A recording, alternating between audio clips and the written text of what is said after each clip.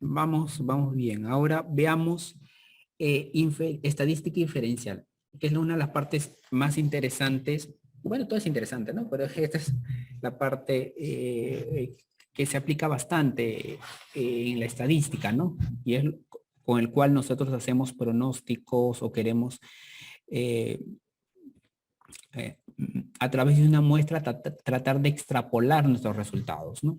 Por ejemplo, por eso se llama estadística inferencial, ¿no? Por ejemplo, cuando queremos estudiar una población, no podemos estudiar a toda la población, es difícil. Entonces ustedes toman una muestra y con el resultado que ustedes obtengan, por ejemplo, una proporción que salga 20%, ustedes quieren extrapolar ese resultado a la población. Por eso la muestra tiene que ser representativa, para que ustedes digan de que si mi muestra fue 20%, entonces probablemente en la población sea 20%. Y siempre hay un rango de error, ¿no? Con un intervalo de confianza y toda la cosa. Y esto se basa en estadística inferencial. Aquí vamos a revisar primero cuáles son las distribuciones de probabilidades, específicamente la distribución normal, el cual ha venido en examen, el muestreo y prueba de hipótesis. ¿Ya? Y esto seguramente también están utilizando en su proyecto de investigación, en su tesis. Ya, empecemos con la distribución normal. La distribución normal es un tipo de distribución de probabilidad, ¿ya? Es un tipo de distribución de probabilidad. En realidad, este es un subtema del tema grandote que se llama distribuciones de probabilidad. Distribuciones de probabilidad hay de distribuciones de variables aleatorias discretas,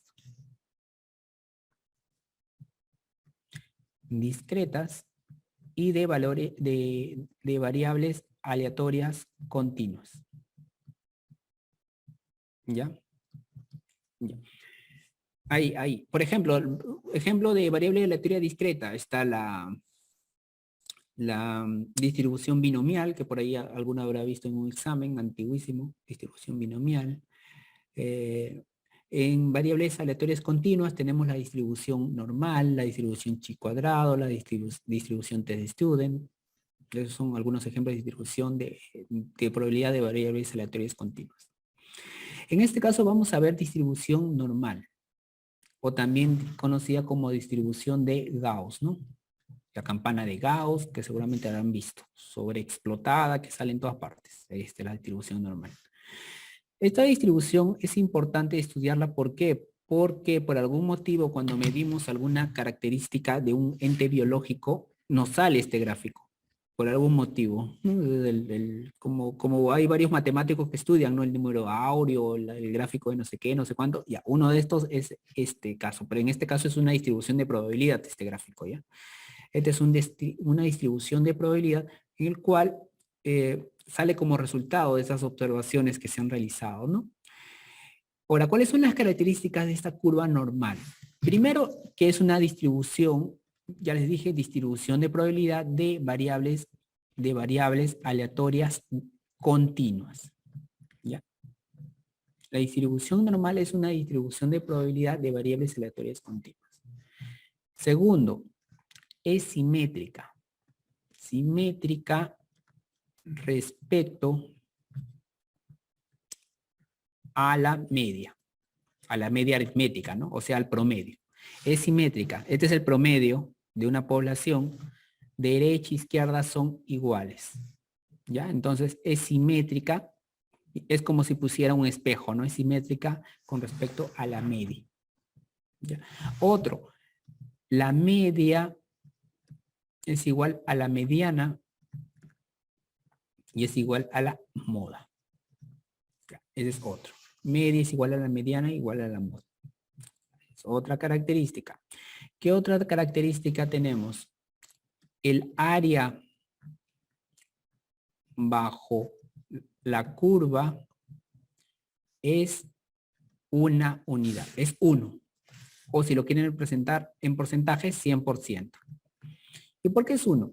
Porque esta es una distribución de probabilidad. Ustedes saben que una probabilidad, al menos tienen noción de esto, si no lo han hecho en la universidad, o si se han olvidado, si lo han hecho, es que la probabilidad de un suceso oscila entre 0 y 1, o por así decirlo, del 0% al 100%.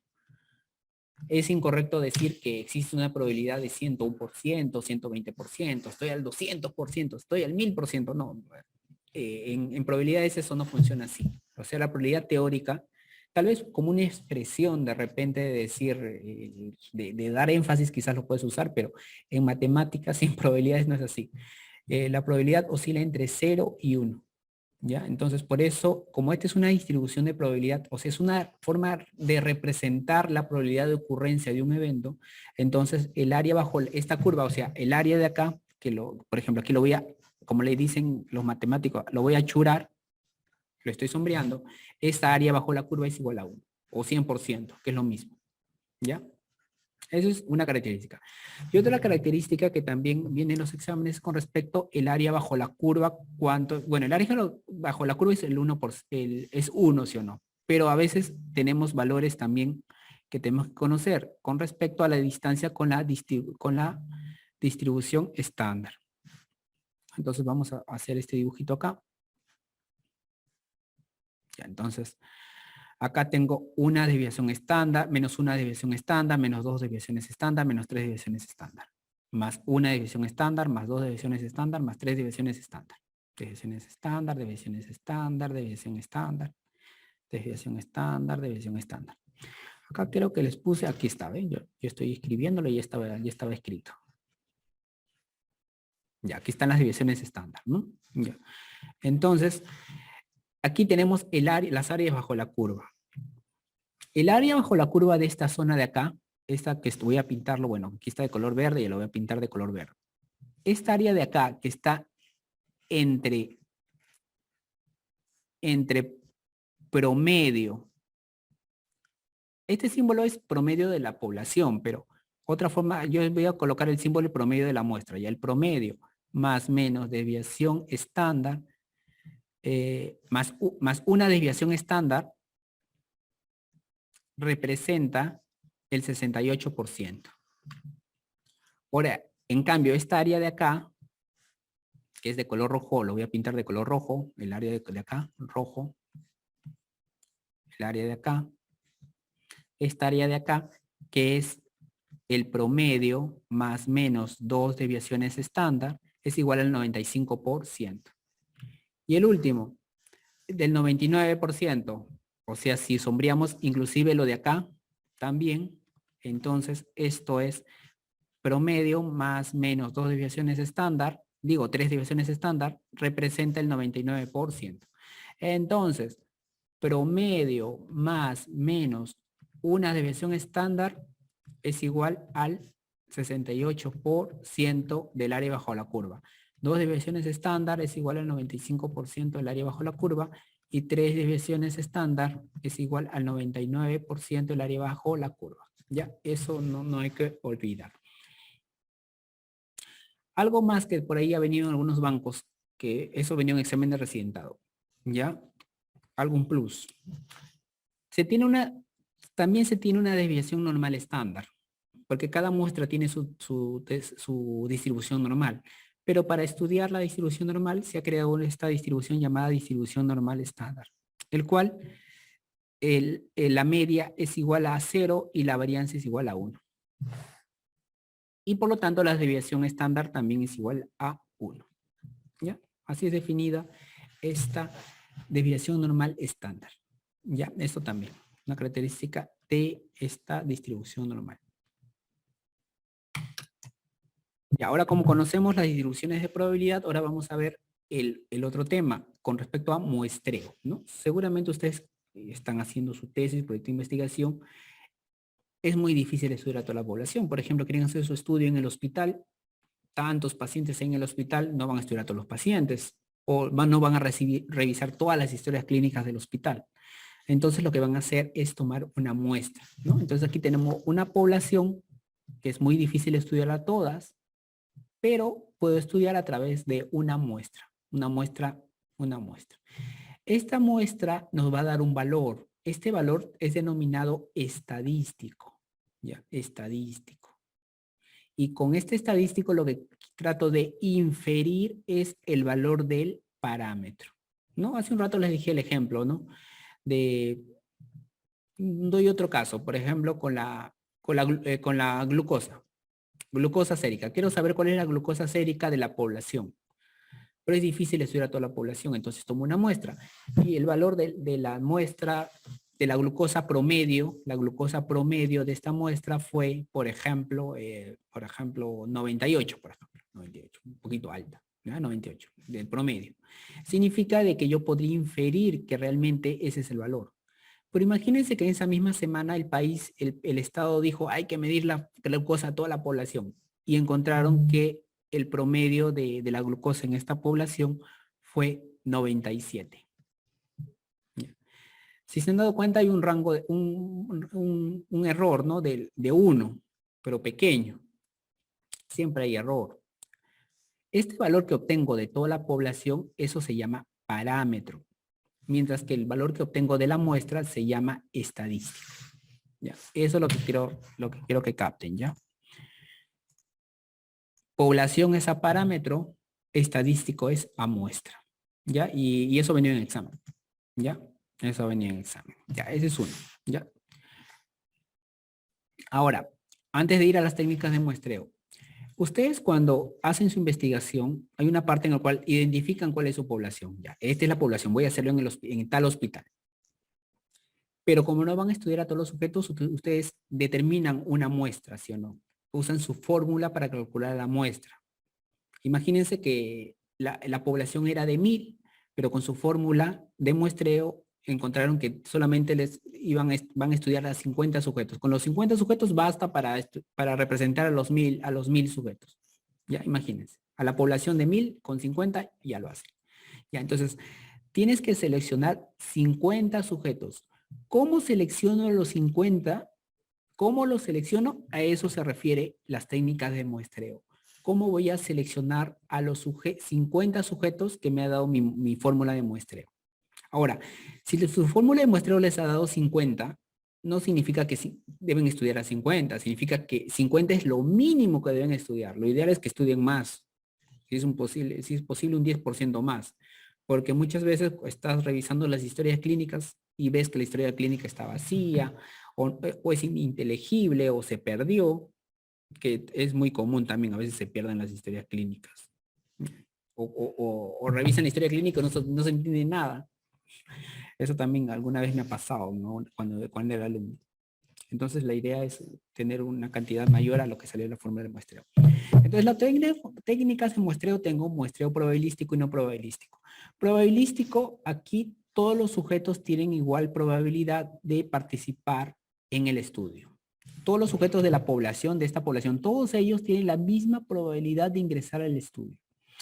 En cambio, en el no probabilístico, no. Solamente un grupo de sujetos tienen la posibilidad de ingresar al estudio. Entonces, muestreo probabilístico tenemos 4 tipos: el aleatorio simple, estratificado, sistemático y por conglomerados. ¿Ya? Aleatorio simple es sencillo, ¿sí o no? Es el sorteo que se hace, ¿no? Por ejemplo, ustedes para dividir los temas para una exposición ponen en una cajita, en una bolsa los papelitos y sacan a quién le toca a cada uno, ¿no? Ese es básicamente un aleatorio simple. Ahora, si lo quieren hacer más tecnificado, hay métodos, ¿no? Hay números aleatorios, seguramente les habrán dicho los profes de metodología que hay paquetes para establecer números aleatorios. O el mismo paquete informático te elige, estos son los seleccionados de manera aleatoria, ¿no? Entonces, ese es el método aleatorio simple.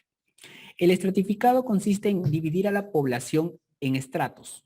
En estratos. Por ejemplo, aquí la población le hemos dividido en 9 estratos. En 9 estratos que son importantes para el investigador. Por algún motivo ya lo sustentará en su tesis, en su proyecto de investigación, o en su investigación, o en su informe, ya sustentará por qué hizo estratos. Y se seleccionan sujetos de cada estrato de manera aleatoria simple. ¿Ya? Por ejemplo, un estrato podría ser por nivel socioeconómico, ¿no? Bajo, medio y alto serían estratos. Y selecciono sujetos de cada nivel socioeconómico. ¿Ya? Eso sería un muestreo estratificado. Sistemático es aquel muestreo en el cual se calcula un valor K, un número de arranque, le llaman, ¿no? Un número valor K, en el cual se divide la población sobre la muestra. En el ejemplo que les di, ¿no? Por ejemplo, 1000 era la población e imagínense que el número de muestra no era 50, era 100. Entonces el valor K es 10 para este ejemplo. Por lo tanto, para el muestreo sistemático, al primer sujeto que voy a seleccionar, los voy a ordenar a los sujetos, les voy a poner números 1, 2, 3, 4 hasta el sujeto 1000.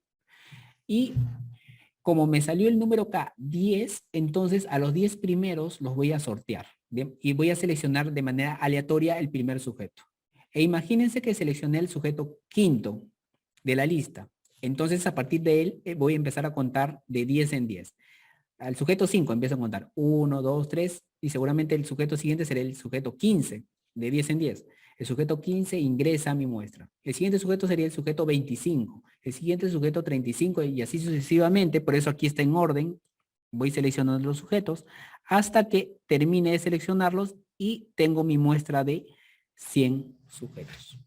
¿Ya? Ese es el muestreo sistemático. El muestreo por conglomerados se utiliza mucho en estudios en poblaciones grandes,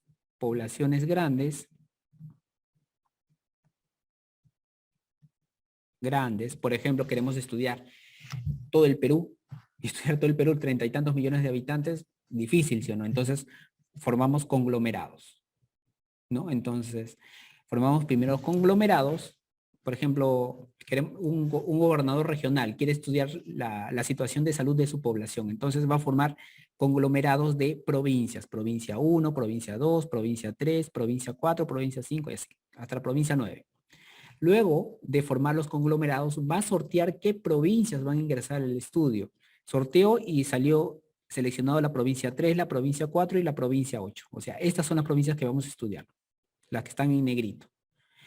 Luego de haber seleccionado a las provincias, va a empezar a seleccionar a los sujetos de manera aleatoria simple, ¿no? Más o menos así es el muestreo por conglomerados. En poblaciones muy grandes se utiliza. Ahora, por otro lado, el muestreo no probabilístico, aquí, como les digo, no todos los sujetos tienen la misma posibilidad de ingresar al estudio. Tengo el muestreo por conveniencia, consecutivo, cuotas y bola de nieve.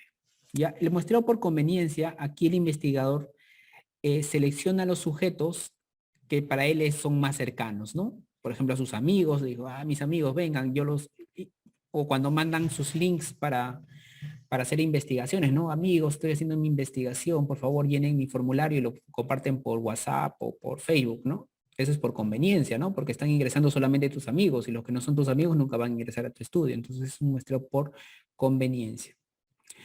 El otro muestreo es el muestreo consecutivo. El muestreo consecutivo corresponde a aquel muestreo en el cual vamos a estudiar a toda la población. O sea, no van a realizar muestreo. Y sobre todo se utiliza en poblaciones pequeñas, pues imagínense, si la población son 36 millones de habitantes, no va a ser difícil, ¿no? Generalmente son en poblaciones no tan grandes. Por ejemplo, si el número de pacientes son 50 y tienes la posibilidad de estudiar a los 50, lo estudias a los 50. A lo que le llaman también población muestra. Población muestra. En eso consiste el muestreo consecutivo, ¿ya? Población muestra. El otro muestreo es el muestreo por cuotas, en el cual es similar al muestreo estratificado. Voy a formar cuotas. Por ejemplo, la cuota por nivel socioeconómico, bajo, medio y alto. La diferencia es que los sujetos que voy a seleccionar es de manera no probabilística, por ejemplo, por conveniencia. Voy a seleccionar a mis amigos de clase baja, a mis amigos de clase media y mis amigos de clase alta. ¿Ya? Entonces, es por conveniencia. Entonces, se selecciona de manera no probabilística los sujetos de cada cuota. Es el muestreo por cuota. Y el muestreo bola de nieve se utiliza en poblaciones, poblaciones de difícil acceso o dispersas o pequeñas, ¿no? En el cual primero identifico el primer sujeto, el cual voy a estudiar, y luego de haber recolectado la información que me importa, le pregunto, ¿y usted conoce a alguien más que tiene este problema? Y me dice, sí, mi vecino. Entonces buscas al vecino. Y al vecino, lleno la información del vecino y al vecino le pregunto, ¿y usted conoce a alguien que tenga este problema? Sí, mi primo. Ahora buscas al primo. Y así, vas formando sujeto por sujeto hasta que vas formando tu bola de nieve. Por eso se llama muestreo por bola de nieve. ¿Ya? Es bola de nieve ha venido no en los exámenes que ustedes van a dar, sino en el examen recientado ha venido pregunta de bola de nieve.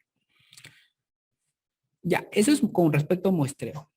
Ahora, otra parte interesante de la estadística inferencial es la prueba de hipótesis. En realidad esa es la parte por la cual se está desarrollando la ciencia y por la cual ustedes han estudiado la parte de medicina, cirugía. Los tratamientos que los profes les indican, que les explican, se basan en estos estudios, básicamente casos y controles, corte con respecto a los factores de riesgo y con respecto a los tratamientos son los ensayos clínicos, ¿no? Estudios experimentales, ensayos clínicos aleatorizados. Pero ¿cómo obtuvimos esa asociación que encontramos, que ustedes aprenden cuando escuchan su clase? Son resultados de esta prueba de hipótesis que se realiza. ¿Ya? Entonces, la prueba de hipótesis tiene básicamente este orden. Aquí, por ejemplo, tenemos una doctora, está viendo una densitometría ósea y le llama atención algo, que hay algunos pacientes que siempre se le fracturan los huesos o siempre cuando los ve, este tipo de pacientes tienen alguna anomalía, una anomalía. Entonces, se pregunta, estos pacientes, estos sujetos que tienen característica en común, ¿estará relacionada con esta ruptura de huesos? ¿O tienen osteopenia? Se pregunta. Entonces, ella va a plantear hipótesis, ¿no? Esta característica está asociada a fractura de huesos. Esta sería su hipótesis de investigación. Por ejemplo, su hipótesis alternativa sería, por ejemplo, la edad. La edad asociada a fractura. Y la hipótesis nula sería la edad no asociada a fractura, ¿no? Esas serían sus hipótesis. Un ejemplo. Entonces, ¿qué hace? Bueno, hay que estudiarlo, ¿no?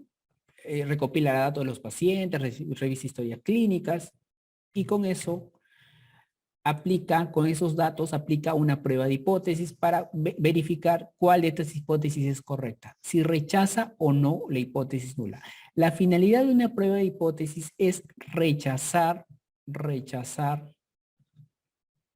la hipótesis nula. ¿Para qué utilizo prueba de hipótesis? Para rechazar la hipótesis nula.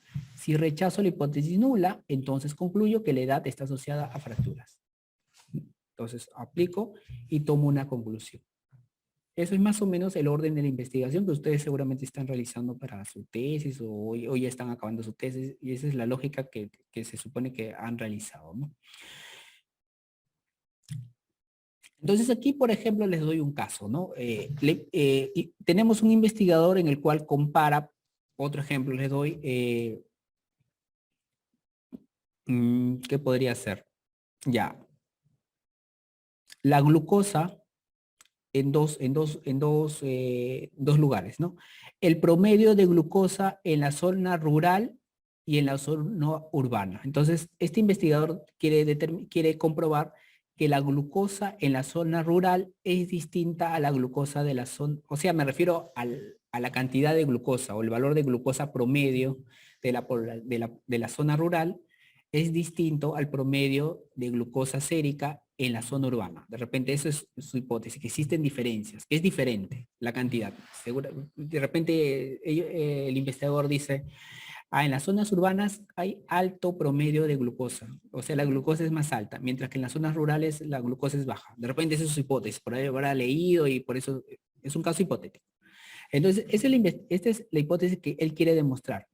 Pero la hipótesis nula sería de que son iguales, que no hay diferencias. Aquí hay diferencias y aquí no hay diferencias.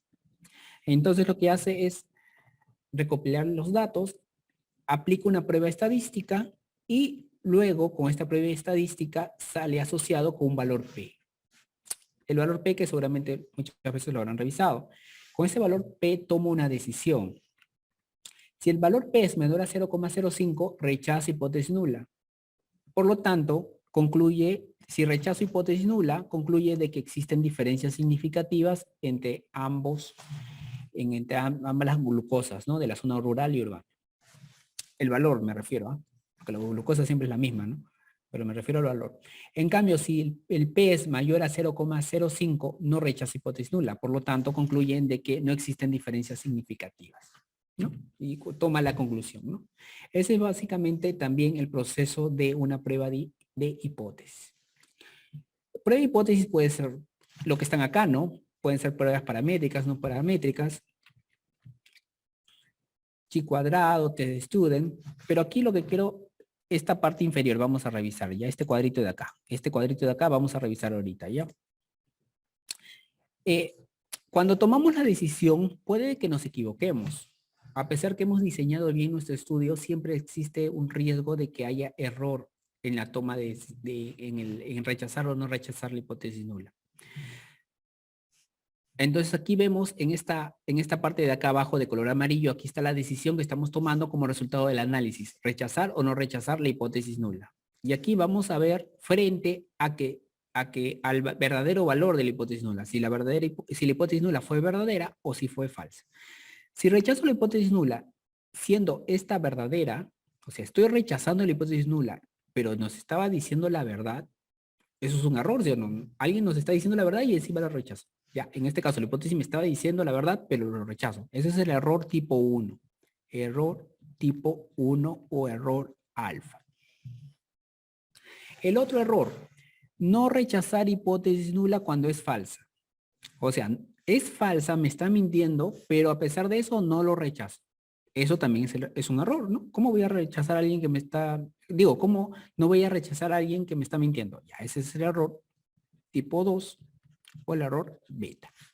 ¿Ya? Entonces, es el error tipo 1 es cuando rechazo hipótesis nula, cuando esta es verdadera. El error tipo 2 o beta, no rechazo hipótesis nula cuando esta es falsa. Ahora, vamos a revisar cuáles son las pruebas de hipótesis, ¿no? Aquí tenemos las pruebas de hipótesis acá. Hay pruebas paramétricas y pruebas no paramétricas. Las pruebas paramétricas se utilizan cuando los datos, sobre todo los datos numéricos de las variables numéricas, tienen una distribución normal. Ese es el requisito mínimo, porque aparte tienen otros supuestos, pero el requisito mínimo para utilizar una prueba paramétrica es que los datos tengan una distribución normal, que hemos revisado hace un rato. En cambio, si los datos no tienen distribución normal, utilizo una prueba no paramétrica, ¿ya? Y va a depender de qué variables voy a asociar. Si recordarán, una hipótesis corresponde a la asociación de dos variables. Si mi hipótesis va a asociar una variable cuantitativa con una cuantitativa y tienen una distribución normal, entonces voy a utilizar correlación de Pearson. Si es que no, correlación de Spearman. Ahora, si mi hipótesis asocia una variable cualitativa dicotómica versus una quanti, utilizo el test de Student. Mientras que no, si es que utilizo una prueba no paramétrica, el test de McWhitney. Si tengo una variable cualitativa politómica versus una quanti, si la quanti tiene distribución normal, utilizo ANOVA. Si es que no, una no paramétrica, el test de Kruskal-Wallis. Y si tengo datos cualitativos, si mi hipótesis asocia dos variables cualitativas, como por ejemplo, existe asociación entre fumar y cáncer de pulmón. Fumar sería la variable cualitativa y cáncer de pulmón cualitativa.